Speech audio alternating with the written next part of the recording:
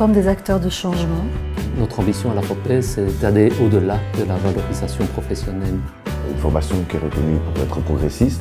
C'est un programme qui est assez large. Il y a une cogestion du processus de formation. Je pense qu'il y a toujours la solidarité, il y a toujours le respect, il y a toujours l'équité, il y a une certaine éthique, il y a la confiance. L'envie d'apprendre aussi.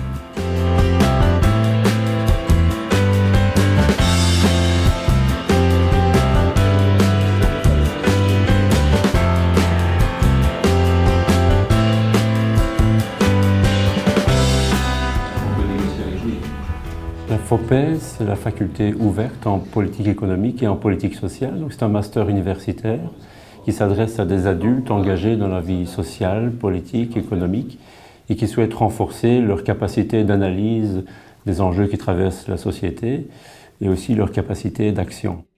C'est un public en reprise d'études. C'est un public pour qui la FOPES constitue souvent l'université de la première chance. La FOPES, c'est une formation pluridisciplinaire. Donc l'idée n'est pas de former des spécialistes, mais plutôt de former des généralistes qui seront à même de s'appuyer sur plusieurs disciplines en sciences humaines, comme l'économie, les sciences politiques, la sociologie, la philosophie, pour comprendre, mieux comprendre notre système, le système dans lequel nous vivons. Ce qui m'a amené à choisir la FOPES, c'est le programme qui propose pas mal de cours qui sont assez différents. Vu que c'est une faculté ouverte, et donc avec des cours délocalisés, mais également d'être en petits groupes. Et donc il y a un aspect humain qui est davantage présent. Alors j'ai entrepris la FOPES parce que je voulais un diplôme de l'enseignement supérieur tout en pouvant continuer à travailler. C'est parce que ça me permettait de valoriser les acquis de mon expérience, étant donné que j'ai déjà entamé 2 années d'études, que j'ai déjà travaillé plusieurs années. Il y a 2 filières pour être admis à la FOPES. Il y a ce qu'on appelle la passerelle, donc certains étudiants qui ont certains bacs peuvent accéder à la FOPES sans épreuve d'admission. Et puis il y a le VAE, valorisation des acquis de l'expérience, donc des étudiants qui n'ont pas de bac et qui, moyennant une épreuve d'admission, et en valorisant leur expérience, peuvent accéder à la formation.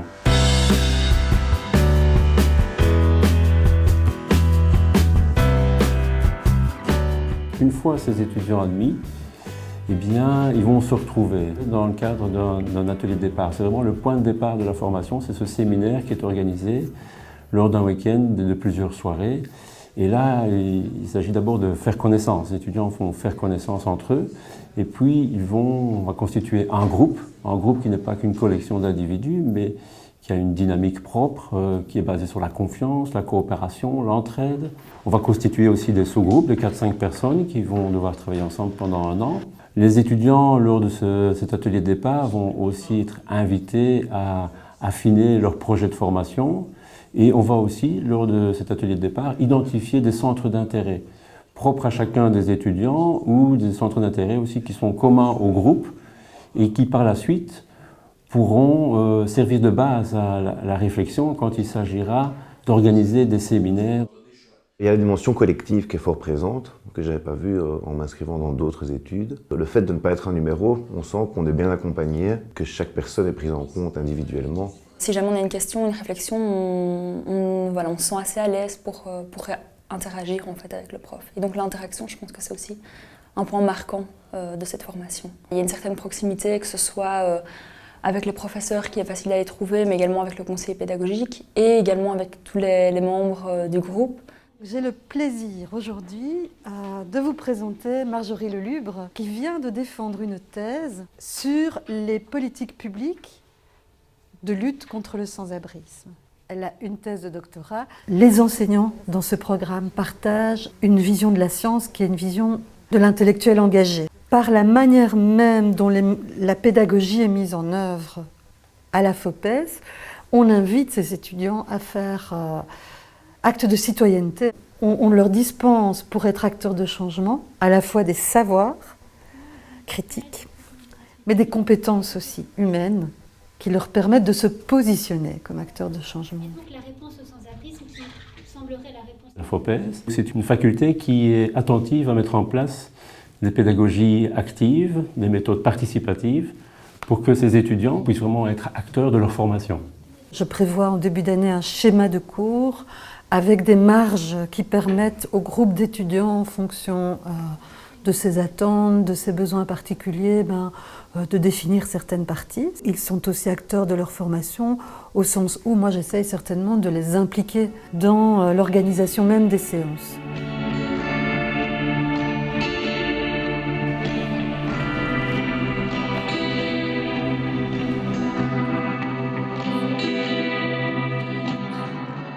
On vient pour la plupart quand même d'horizons très différents. On a des idées qui viennent de toutes parts avec des personnes différentes, de différents milieux professionnels. Je trouve ça très enrichissant. Quand on fait un travail, qu'on a l'occasion de partager nos idées, eh bien, je veux dire, là aussi, le travail, je pense, finit par être de meilleure qualité.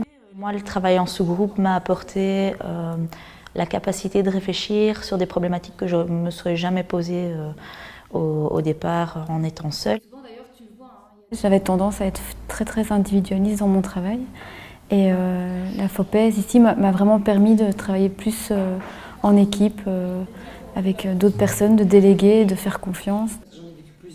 Les valeurs qui sont partagées dans chaque groupe sont sensiblement les mêmes. Le premier mot qui me vient, c'est solidarité sur les valeurs. Solidarité, échange d'idées aussi. On doit pouvoir s'écouter aussi. L'envie de réussir. Je pense que ça, chaque membre l'a. On doit respecter aussi ce que les autres amènent comme production. Il y a toujours l'équité, il y a une certaine éthique, il y a la confiance, il y a une certaine confidentialité. Il faut faire preuve de tolérance, je pense aussi avant tout, pour pouvoir refaire quelque chose de bon.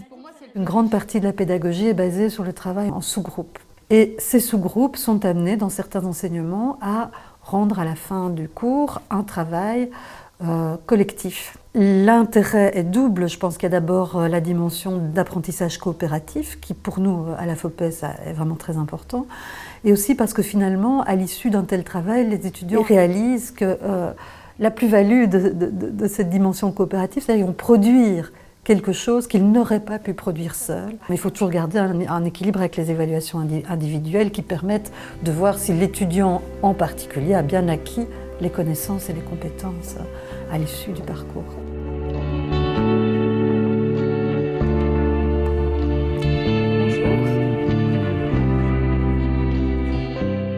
Le mémoire représente vraiment l'apothéose d'un master universitaire. Le mémoire et sa défense. Écrire un mémoire, c'est aussi une démarche qui demande beaucoup de rigueur. Rigueur dans la constitution d'un cadre théorique, d'un référentiel théorique, rigueur dans la collecte des données. Mais aussi, le mémoire représente, une partie du mémoire représente une difficulté, c'est dans le mémoire l'identification d'une bonne question de recherche. Une fois qu'on a identifié cette question, vraiment le travail par la suite est facilité.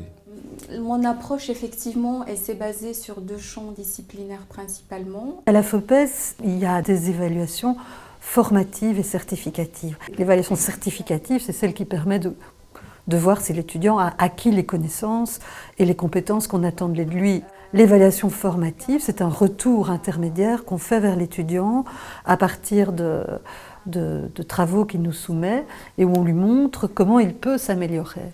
Peut-être qu'un lieu à la FOPES où cette évaluation joue un rôle encore plus important, c'est tout le processus mémoire. Le processus est essentiellement formé de retours formatifs, c'est-à-dire d'essais-erreurs, de documents que donne l'étudiant, qui sont de plus en plus élaborés et où l'enseignant en permanence ajuste le tir, explique à l'étudiant comment améliorer, sur quelle partie il doit encore se former davantage. Bien entendu, les compétences acquises durant la formation sont valorisées sur le plan professionnel. C'est une évidence et ça passe par des promotions, par de nouvelles responsabilités qu'exercent les étudiants dans des domaines multiples. Notre ambition à la FOPES, c'est d'aller au-delà de la valorisation professionnelle des étudiants, mais c'est aussi une valorisation qui dépasse le cadre de leur milieu de travail au sens strict. On essaie de valoriser aussi leurs compétences pour qu'ils puissent participer aux transformations et aux innovations sociales auxquelles ils sont confrontés dans l'ensemble de leur vie économique, sociale et politique. On sent qu'on avance dans un même objectif en groupe, collectivement. Alors si une personne est intéressée à faire la FOPES, je lui dis que c'est une chouette aventure.